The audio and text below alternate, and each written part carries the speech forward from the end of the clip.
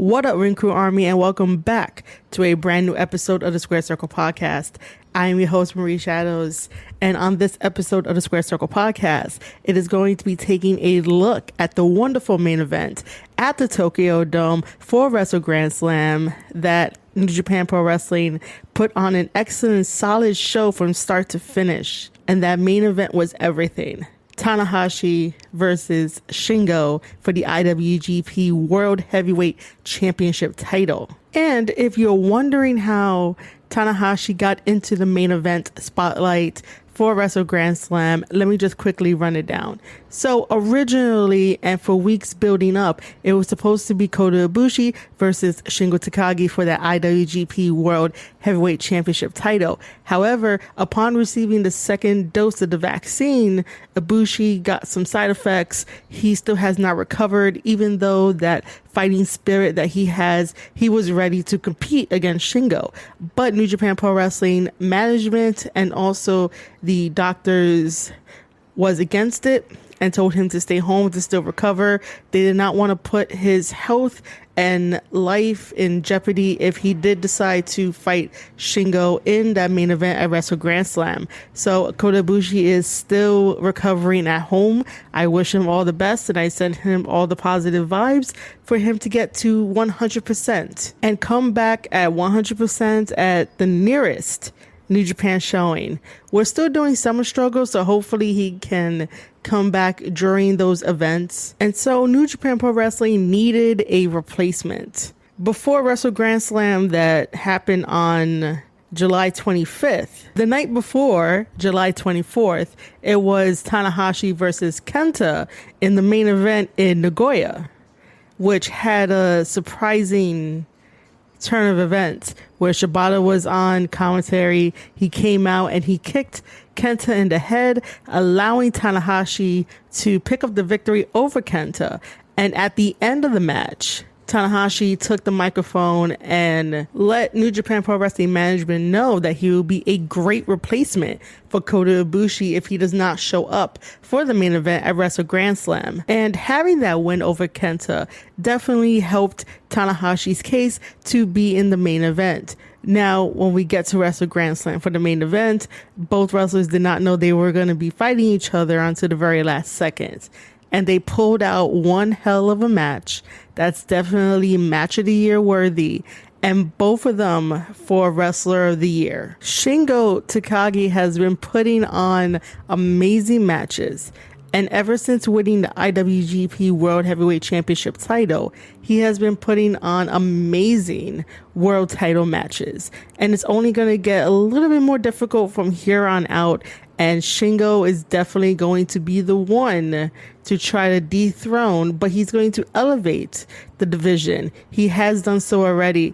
And also with Tanahashi's experience and years of leading New Japan Pro Wrestling into new eras and elevating everyone around him.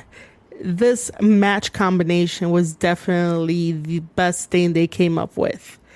I thoroughly enjoyed the main event. I felt that this was the match we all needed while we're still going through this pandemic. That match was definitely the hope in the darkness of us trying to get out. That is the exact match we needed to feel and to experience it while watching New Japan World. If you guys do not have a subscription, it is the best $9.99 that you can ever buy. It's way better than the Peacock Network and the WWE Network. So do yourself a favor and get yourself a New Japan World subscription. There's going to be a lot of surprises happening over the next couple of months between New Japan Pro Wrestling, AEW, Impact, everyone is going to have a great time in this wrestling boom. But as I tell you, the main event of Wrestle Grand Slam, it was definitely the hope that we all needed in this weird transition of trying to get back to normal, whatever normal is. And Tanahashi and Shingo delivered that type of excitement and hope that two professional wrestlers can deliver for a championship title. Wrestle Grand Slam was held in the Tokyo Dome. The Tokyo Dome is usually reserved for Wrestle Kingdom events, and Wrestle Kingdom is definitely the WrestleMania to New Japan Pro Wrestling. So for Wrestle Grand Slam to be in the Tokyo Dome, like I said earlier, from start to finish, it was a solid show. Whenever they get into the Tokyo Dome, everybody performs at 1,000%. No one performs under that. Everyone tries to either top each other or make sure that you're talking about their match. And the match that we're definitely going to look into a little more deeper is Tanahashi versus Shingo. But let me quickly run down the card with some quick thoughts on all the matches, just so that way you guys know that I watched the whole show. And also, I will not be giving the play-by-play of Shingo versus Tanahashi on this podcast episode. Usually when I review New Japan matches of wrestlers, you guys will get the play-by-play, but not this time around. I want to talk about the feeling and the excitement and why the match was such a hope, and then the ending of what happened and the contrast and everything that was going forward, because that was really top-notch storytelling. But let me run down the card pretty quick. Wrestle Grand Slam opens up with the King of Pro Wrestling 2021 match. Yano has been holding on to a trophy that declares him the King of Pro Wrestling. And there has been one man that has been wanting to get this title, this trophy, off of Yano, which is Chase Owens. Chase, along with other entrants, there were a total of 22 entries, competed in this match. And the stipulation of this match was handcuffs. If you guys are not following me on Twitter, you guys should. I provide some entertainment and some funny memes and some funny jokes at Marie_Shadows. Make sure you're following me over on Twitter, where I had reposted New Japan Pro Wrestling when they came out with the poll of either blindfolds or handcuffs. And I basically retweeted and said, tell me wrestling is kinky without telling me wrestling is kinky. Because I knew that everybody was going to vote for handcuffs being in this match. It's a Yano match. It's out there. It's funny and stupid and somewhat creative if we really want to give it some credit. And it was a handcuff match. So the only ways that you could be eliminated is by pinfall, thrown over the top rope, or being handcuffed to either the ring or the ringside. Gets a little confusing. For some reason, New Japan Pro Wrestling has some confusing rules to their matches where it could just be simple. Anyway, Chase survives 35 minutes of the opening match, and he becomes the new holder of the King of Pro Wrestling 2021 trophy. He had help from his Bullet Club brethren to get this trophy off of Yano. And so now Chase is the King of Pro Wrestling trophy holder and also the Texas Heavyweight Champion.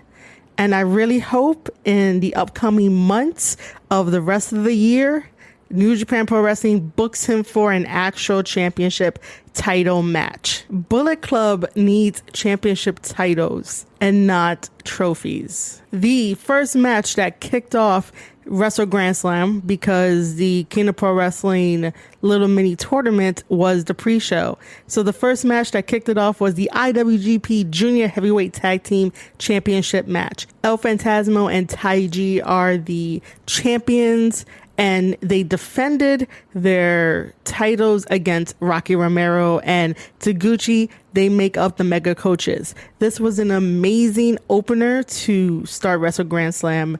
Rocky Romero and Taguchi are amazing. So are El Phantasmo and Taiji.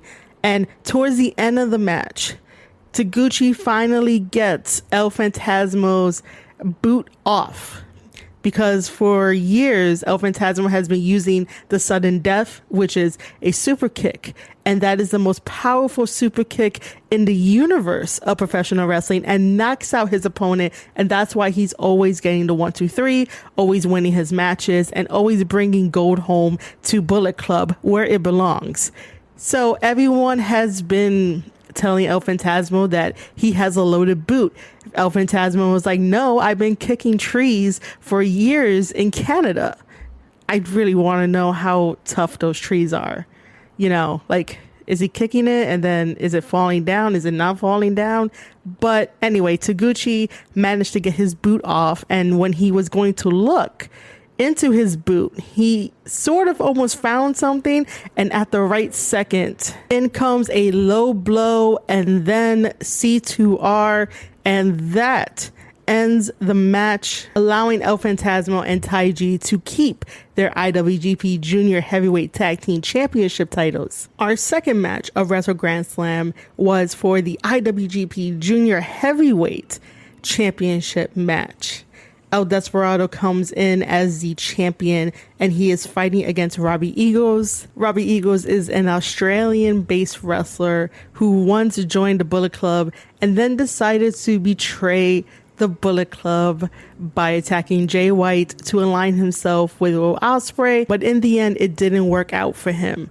Robbie Eagles just came back from Australia to be in this match. He was gonna either challenge El Desperado or Taiji. This match was really good. Both of them are really great competitors. El Desperado has been a fighting champion, but in the end, the Snipers of the Skies, Robbie Eagles, did the Ron Miller special to El Desperado and surprisingly picked up the victory and became the new and first ever Australian wrestler to be the IWGP Junior Heavyweight Champion. That definitely says a lot about New Japan's booking. They have a lot of faith in certain guys that can carry the company, can carry certain divisions, and definitely have a fresh feel and outlook to the divisions that they want to strengthen and elevate. And I think Robbie Eagles can elevate the junior heavyweight division. His next challenger is going to be Hiromu. Hiromu is finally medically cleared to be in a New Japan Pro Wrestling ring. And I'm excited about that because Hiromu is one of the best junior heavyweights that New Japan has to offer. And he's just really fun all around. So you can't really go wrong. So I can't wait for their matchup, which will be sometime soon, hopefully. But congratulations to Robbie Eagles on becoming the new IWGP Junior Heavyweight Champion. Enjoy it while you can because probably Hiromu is going to take it from you. Now we come to the third match of Wrestle Grand Slam, which is a special singles match that had Okada versus Jeff Cobb. This all started when Jeff Cobb was calling Okada a young boy and was definitely getting under the skin of Okada. This was a fantastic match where Jeff Cobb, who's part of the United Empire that makes up the Great Okan, Will Ospreay, and Hanare, Jeff Cobb was dominating the match, throwing everything at Okada, using his strength, and even working on Okada's lower back. In the beginning of the year, Okada had lower back problems, and Jeff Cobb revisited those problems in this match. So it was an exciting match. I was cheering for Jeff Cobb to get the victory, not because I don't like Okada. Okada's great. He's one of the greats and definitely legendary, putting on 5 to 7 star matches with Kenny Omega. However, in my opinion, Jeff Cobb, along with the United Empire, needs some wins under their belt, needs some gold under their belt to keep the momentum going, even though Will Ospreay is currently recovering from injury. And I think that they're not forgotten. There are a lot of fans that like the United Empire, and I've seen it on Twitter, and it's amazing how many fans that they have. They are great as a unit. I just think that to keep the narrative alive of the whole team being on a whole nother level because they are a unit can definitely add to fresh storylines, can definitely add to fresh members or single members being in different divisions. So imagine this. Imagine if we lived in a perfect world where there was no restrictions to fantasy booking or even storytelling, and we have Jeff Cobb and the Great Okan teaming up again because they once teamed up during World Tag League, but them teaming up again and going after the champions of Zack Sabre Jr. and Tai Chi. Spoiler alert, I'm so sorry, but you guys probably already watched Wrestle Grand Slam. Imagine if they went after Zack Sabre Jr. and Tai Chi for those IWGP Heavyweight Tag Team Championships. That would be amazing because it's something fresh and new. Even though Zack Sabre Jr. and Tai Chi are getting new opponents to face them for those tag team championships, I do not want to see another Gorillas of Destiny versus Zack Sabre Jr. and Tai Chi. I don't want to see that. I want to see Jeff Cobb and the Great Khan taking on Zack Sabre Jr. and Tai Chi. And again, if you're following me on Twitter, I even mentioned to give Tsuji and Yuya a shot at the tag team championships, to have fresh storylines, fresh opponents, something that you really don't see a lot, a different style of booking New Japan Pro Wrestling. Because again, even though I have this podcast and you might think that I'm a fan of the business, while I am, I also am a dreamer of dream matches. And I do love dream matches, and I do love when stories make sense. Right now, United Empire can definitely take over New Japan by storm because Bullet Club does not have a secure holding of their presence in New Japan at the moment, even though it seems like Evil might be leading the charge, and I'll get to that a little bit later in the podcast. But just think about it. Will Ospreay is at home in the UK recovering from the injury, and then he can trust in his guys to make waves, to make moves, to carry the name United Empire when he's not there. Everyone will be self-sufficient. And that's what I like about a team, and I think that's the difference between Bullet Club and United Empire. And I've said this before, if you go back into the backlogs, there's a difference between United Empire and Bullet Club. Bullet Club is all about family. They got your back and you could do your own thing, but they will always be there to bail you out, to help you out. United Empire is one big unit, and they all are individuals, but they could get the job done without help. That's the only difference. The other difference too is that they are very self-sufficient. So I would really love if New Japan Pro Wrestling books Jeff Cobb and the Great Khan to get the tag team titles, while they book Hinare to get maybe the Never Openweight Championship title or just something. I miss that dude. I miss watching Hinare wrestle, and New Japan Pro Wrestling needs to book him. Cool? All right, back to the Jeff Cobb versus Okada match. The match flatlined for me when Okada won over Jeff Cobb. That's right. Okada picks up the victory over Jeff Cobb.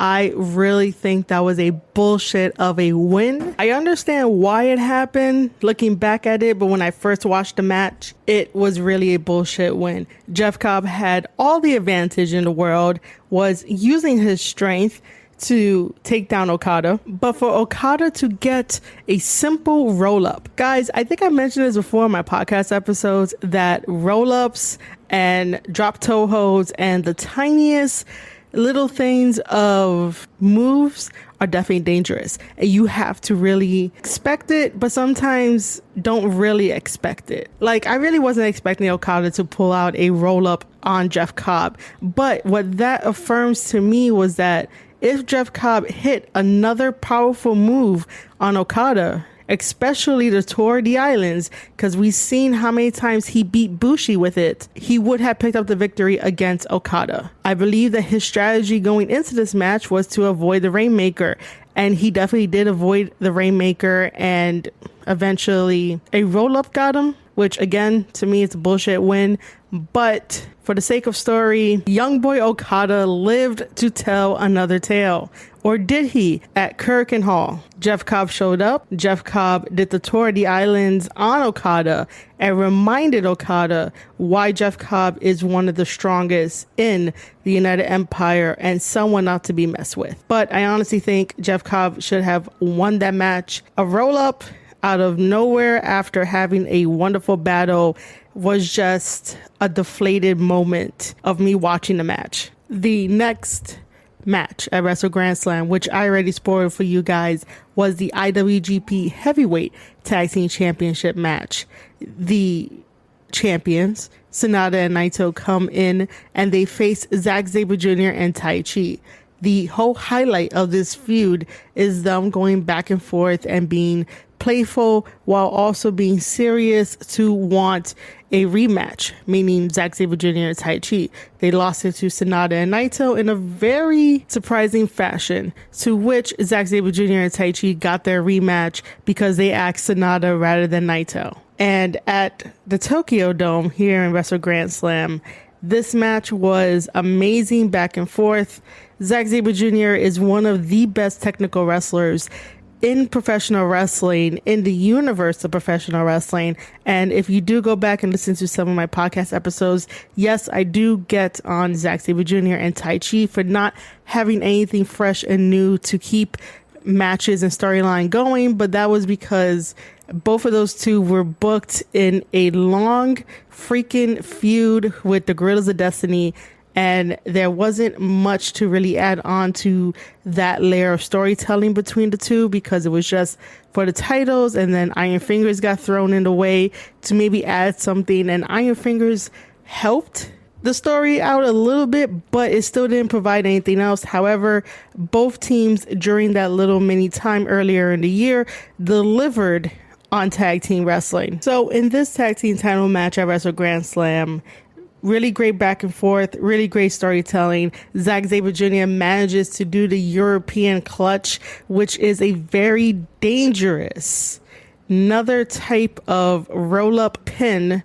that got Naito for the 1-2-3, and they became the new IWGP Heavyweight Tag Team Champions. Now we've come to the main event at the Tokyo Dome for Wrestle Grand Slam. Hiroshi Tanahashi taking on Shingo Takagi for the IWGP World Heavyweight Championship title. This match was definitely the hope that we needed currently, and without a doubt, Tanahashi did not fail any fans, and Tanahashi did not fail for himself. The backstage comments that Tanahashi gave was basically he thinks that he failed, he feels that he failed, but honestly, when you wrestle at such a high caliber and you're drawing energy from the fans and you can't let them down and do it, and you want to do it for the good of the company as a whole, you didn't fail. Not at all. The performance that Tanahashi gave in this match was definitely the reason why he's called the ace, and why he's always called upon and relied upon whenever New Japan needs someone to step up. So technically, if we want to compare him, let's compare him to a John Cena, to a Hulk Hogan in professional wrestling, where the business is relied on their shoulders and the companies that they work for know they could get the job done for company needs. Shingo is also at that caliber too. He has proven time and time again why he is one of the best in New Japan Pro Wrestling, and why he decided to go there to showcase his skills and to fight the very best of the best. And Tanahashi is one of those that are best of the best in professional wrestling in New Japan Pro Wrestling. And so with Shingo being champion, of course, he's going to take on all challengers. And this might be the one time where it felt extremely right. The chemistry was on point. And then to have Tsuji in the corner of Tanahashi. Tanahashi has been like a mentor to Tsuji. Tsuji looks up to Tanahashi. And Tsuji's support throughout the whole entire match, the 37-minute match, was so infectious that I was even starting to root for Tanahashi to win the championship title. Imagine if Tanahashi took the belt off of Shingo. Maybe Tanahashi could have broken the curse. There always seems to be this curse around New Japan Pro Wrestling when it comes to the championship title and their champions.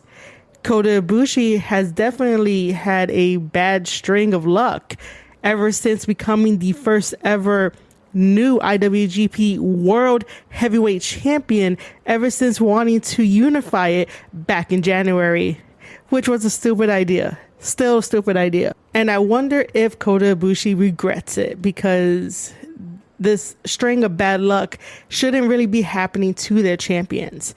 And then Will Ospreay takes the belt off of Kota Ibushi. Ospreay is still working through his nagging injuries when he becomes champion. And then when he faces Shingo for that IWGP World Heavyweight Championship title, not only does he retain the title, but he also has to relinquish it because the injuries go a little too far. And thus, we don't want anything bad to happen to Ospreay, and we want him to recover at 100%. And so now here we are. Shingo Takagi is taking on Tanahashi. Before Tanahashi, he successfully defeated Okada to become the third IWGP World Heavyweight Champion. And as I watched this match, Tanahashi versus Shingo for the third time, because I might have missed something the first two times, and then the third time has my notes. But before I get into my notes to talk about certain sequences in the match, I was thinking about this very important question, because Tanahashi is obviously getting older, but this is not really a knock on his age. He can still go. But I've noticed that he's starting to do little heelish things inside the ring in order to win. And these are not your typical heelish stuff where they grab the rope, where they disobey the referee, where they use the referee to their advantage. No, it's things that he does in his moveset, even adding new moves and being inspired by Shibata in order to try to take out Shingo Takagi. Basically, doing moves you normally don't see him do, and hurting his opponent or trying to hurt his opponent. And again, guys, if you're not following me on Twitter, go ahead and do so, because I asked a very important question. What if Tanahashi turned into a true heel, where he'll still be a fan favorite, but he does things for himself? He does things in the ring to get the job done by any means necessary. This doesn't mean that he has to hold the ropes or hold the tights in order to get the 3 count. He still represents that beacon of light, that hope that we all love Tanahashi for. But he tweaks his moveset just a little bit to hurt the guy, to make sure that he picks up the victory like that. For example, let's go back to Wrestling Dontaku Night 1, where we had the amazing 40-minute match between Jay White challenging Tanahashi for that never openweight championship title. And in that match, Tanahashi decides to go to the top rope to deliver that huge body splash, high fly flow onto Jay White's already in pain, agonizing knees. That could have taken Jay White out for the rest of the year, because when you basically hurt your knees in any form or fashion, you're going to be out to recover. So I honestly saw that as, that's not a Tanahashi thing. That's not a babyface thing. That's Tanahashi doing things to keep his never openweight championship title at the time. So that to me is a little heelish in the game of professional wrestling, between those ropes, rather than just picking up the tights or holding onto the ropes and not listening to the referee. So that's my take on how maybe it will be interesting to see a heel Tanahashi by doing things in the ring, being dirty while it's still legal. So yeah, if you guys want to leave your thoughts, your opinions, your comments about if Tanahashi will make a good heel, and would you be interested in a Tanahashi heel run, make sure to drop a comment over on the Twitter side. Tag me at Marie_Shadows. You could definitely leave me a voice message on Anchor directly from here on anchor.fm/Square Circle Podcast. So while you guys go and do that, let me be background noise of breaking down the match as much as I can. The opening of the match between Tanahashi and Shingo let us know the pace of the match. It was chain wrestling to start things off, and it was definitely two behemoths of wrestlers trying to test out their strength against each other, trying to set the tone of who's going to take advantage and who's not going to take advantage. For most of the match, Shingo took advantage, and Shingo believed in his heart that he had Tanahashi on the ropes. But Tanahashi is very resilient, and he didn't allow Shingo to have complete control of the match.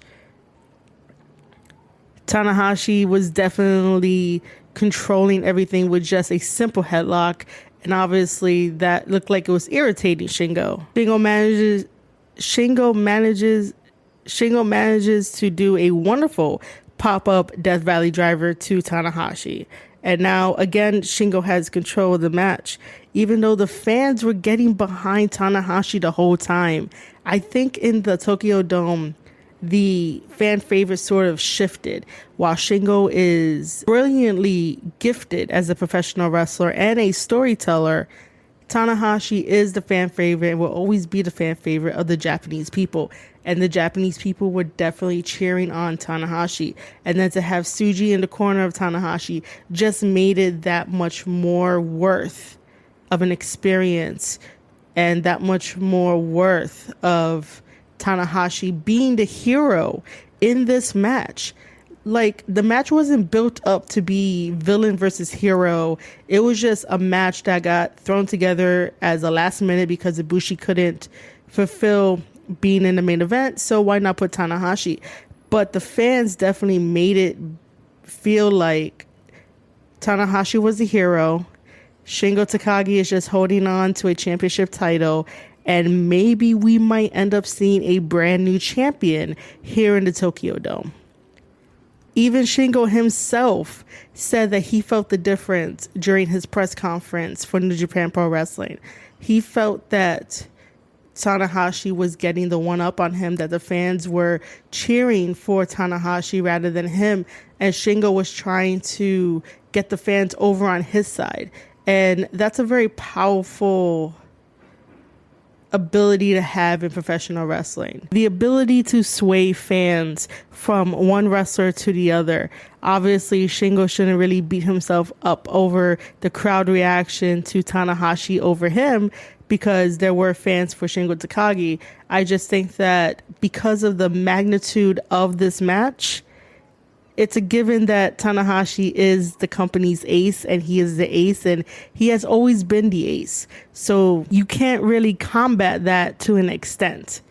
Tanahashi manages to do this wonderful combination attack to Shingo Takagi, followed up by a running drop kick that looks so beautiful. That was Shibata's drop kick, and Tanahashi was using certain Shibata moves in this match against Shingo Takagi as inspiration in order to try and become the new IWGP World Heavyweight Champion. And that's something that I will consider to be a new heel approach style, where you take inspiration from one of the wrestlers of the past and use it in your moveset, because the opponent you're fighting might have studied all of your wrestling matches. But then when you and that person are in that ring for the very first time and you pull out moves from your inspiration, you're going to catch them off guard.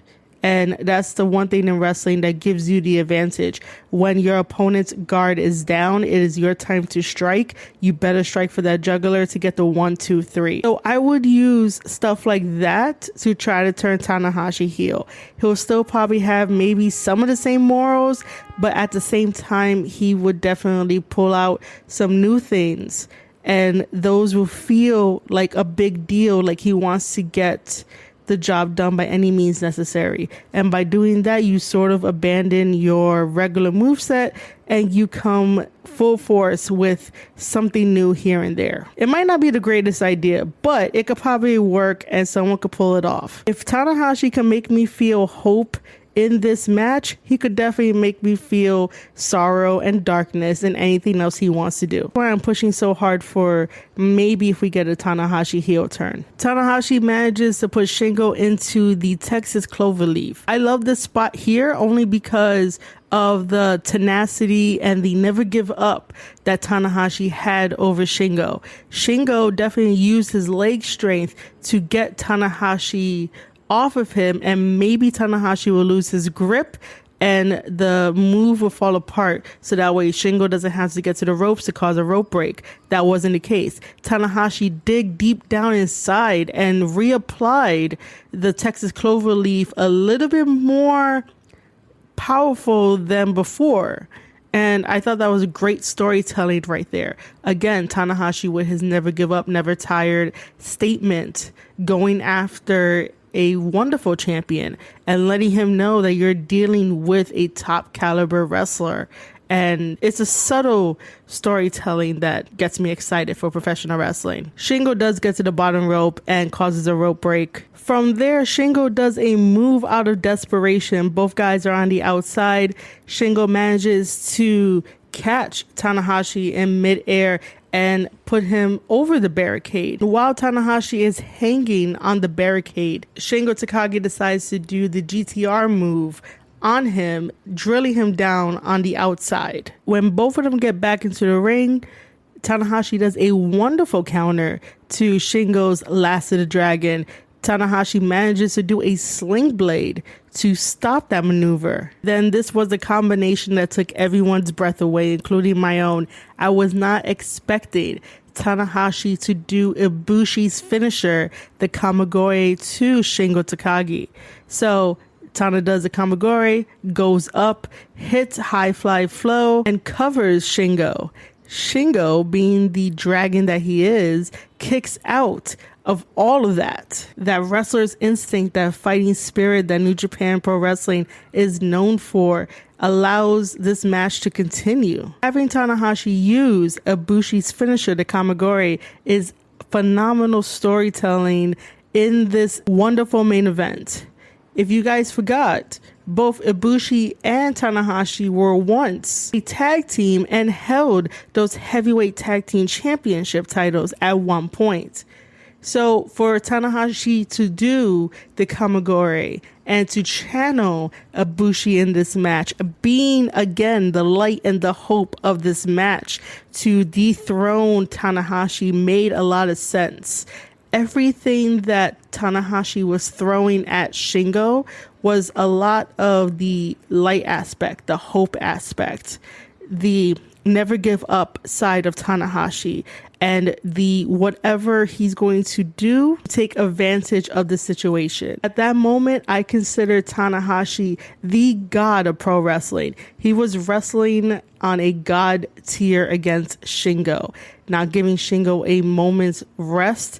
Sometimes they were resting, but if you really think about it, the overall picture, Tanahashi had more of a home field advantage in the Tokyo Dome than Shingo, and all of that energy provided this moment for us to cheer for Tanahashi and also cheer for Shingo, but wanting Tanahashi to become champion because it felt right. It was like everything, if you had a checklist, all the boxes were checked off. And at the end, you really wanted the ace to be victorious. This next attack by Tanahashi to Shingo really solidified and let me know how much this championship title match meant to him. He did that Shibata headbutt to Shingo, which looked devastating, and it definitely had me speechless. And then we get two dragon suplexes, and the second one, Tanahashi manages to do a bridge for it. However, Shingo kicks out. The dragon is not dead yet, and the dragon won't be dead for a while, because both Shingo and Tanahashi managed to fight on top of the ropes, and Shingo gets the advantage and does a second rope Last of the Dragon to Tanahashi. Tanahashi manages to kick out of that until Shingo decides to do one more Last of the Dragon, and that puts away Tanahashi. Tanahashi does not become our new champion. Shingo Takagi wins and retains the IWGP World Heavyweight Championship title in a match of the year contender with wrestlers of the year contenders. It was a beautiful, well done match. And then everything becomes evil. That's right. At the end of a wonderful main event, Shingo Takagi's next opponent will be Evil from the Bullet Club. Evil already had a video package prepared for the champion, whoever it may have been, and challenged them for the IWGP World Heavyweight Championship title. And so, lights go out, lights appear back on, and Evil is behind Shingo Takagi. Shingo has this look of surprise and maybe a little bit of dread in there. And then when he turns around, Evil does his finisher. Everything is Evil, and stands above Shingo Takagi holding that IWGP World Heavyweight Championship title. I'm excited for the next phase of Shingo Takagi's next opponent, next story, and the championship title all in one, because Evil represents darkness. And we just had a wonderful, lighthearted, feel-good match. And then when you bring in Evil and the tactics of Bullet Club, it changes the dynamic. Now we have a story of light versus dark. Now we have a story of a fiery dragon that will shield that IWGP World Heavyweight Championship title with tons of victories. Wow. If it falls into the darkness, if it falls into Evil's hands, you best believe that Evil will not be that much of a fighting champion, and that everyone else will be the pawns in his game, and you have to eliminate the pawns in order to get to the secondary king. Our first king is Jay White, but our second king is Evil. And I did say in a previous podcast episode that I found it weird in the beginning of the year, the interesting dynamic that Jay White and Evil have. There was this weird feeling that Evil felt like he was going to undermine everyone in the Bullet Club, including Jay White, and go into business for himself, while Jay White was focusing on Ishii and the 6-man never openweight tag team championship titles with God, and then also having single matches with Ishii, because Ishii was the one that wasn't in place, and that's why we don't have King Switch as our IWGP World Heavyweight Champion at the moment, or our double champion at the time when he was trying to take on Kota Ibushi. So I'm still curious if we're going to be following that storyline that I picked up. Is Evil going to undermine Bullet Club now that Jay White, God are here in the States and not in Japan, to make sure that Evil and the rest of everyone else falls in line? I know in the beginning of Jay White's reign as frontman for Bullet Club that he thinks that it's very stupid to tell people what to do. And that's where that individual thought and that individual personality comes into play with Bullet Club, as Jay White being the frontman. But if things need to be corrected, you best believe Jay White and or Tama Tonga will definitely correct those that misbehave in the Bullet Club, if you get where I'm going with this. So it's kind of interesting, the stories that are being drawn now, because Bullet Club is separated. Bullet Club is reaching more eyes here in the States by having Chris Bay possibly join the ranks of Bullet Club, which would be amazing. It will be amazing once it's officially announced and it officially happens. I'm excited for Chris Bay to be in the Bullet Club. I'm excited for Chris Bay to interact with the other members of Bullet Club when he gets the chance to tour over in New Japan. And I'm also very interested in all the stories that are taking place with this amazing open partnership that we have across the companies. But again, do not sleep on Evil.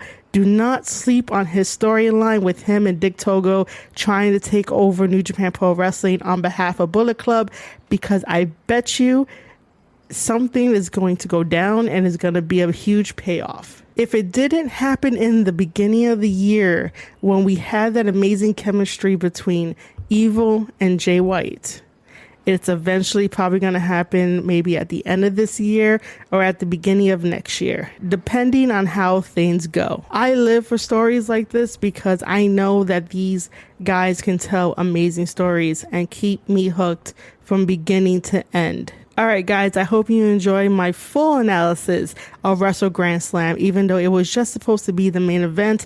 But I felt like if I didn't talk about the previous matches, it would just be lackluster. If you enjoy what I do, here is how you can support me.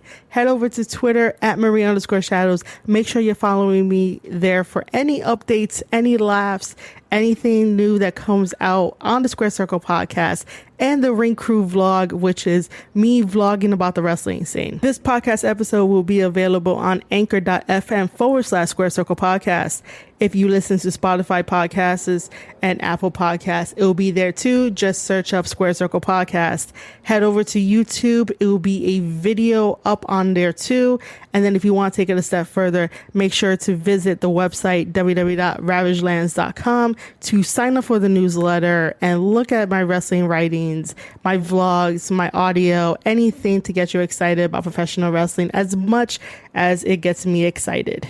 There's a lot of new ventures for me coming up in the year. You guys will all know about it. So make sure you sign up for that newsletter directly at ravagelands.com. You have been listening to an episode of the Square Circle podcast. I am your host, Marie Shadows, and I'll see you guys on the next one.